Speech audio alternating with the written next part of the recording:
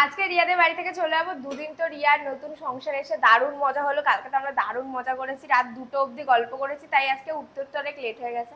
কিন্তু এই যে ও গিন্নি মানুষ সকাল সকাল রান্না করে নিয়েছে। যে আজকে সোমবার নিরামিষ, তো কি হয়েছে, অনেক কিছু রান্না হয়েছে। এখানে যেমন রয়েছে দেখো, পুঁই শাক পাতাটা ভেজেছে, এখানে রয়েছে পটল ভাজা, কুমড়ো ভাজা, এখানে রয়েছে গরম গরম ভাত, কালকের আমের চাটনি, চাটনিটা দারুণ হয়েছিল।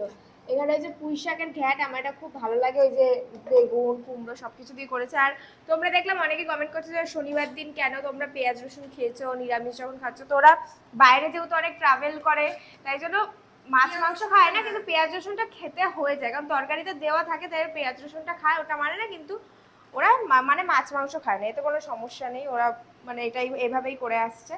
তো চলো এবার খাওয়া দাওয়া করে নি, তারপর ওরাও আবার আজকে বাড়ি চলে যাবে, কৃষ্ণনগর চলে যাবে। আবার কবে আসবা? আসবো আবার কদিন পর। আবার কদিন পরেই চলে আসবে, কিছু কাজ আছে। হ্যাঁ, তো দুটো সংসার সামলাতে হচ্ছে। তো চলো এখন খাওয়া দাওয়া করে নি, তারপর আবার দেখা হচ্ছে তোমাদের সাথে। আবার খুব তাড়াতাড়ি রিয়াদের সাথে দেখা হবে, আবার কোথাও হয়তো ঘুরতে যাবো আমরা, তখন দেখা হবে। তো চলো খাওয়া দাওয়া করে নি।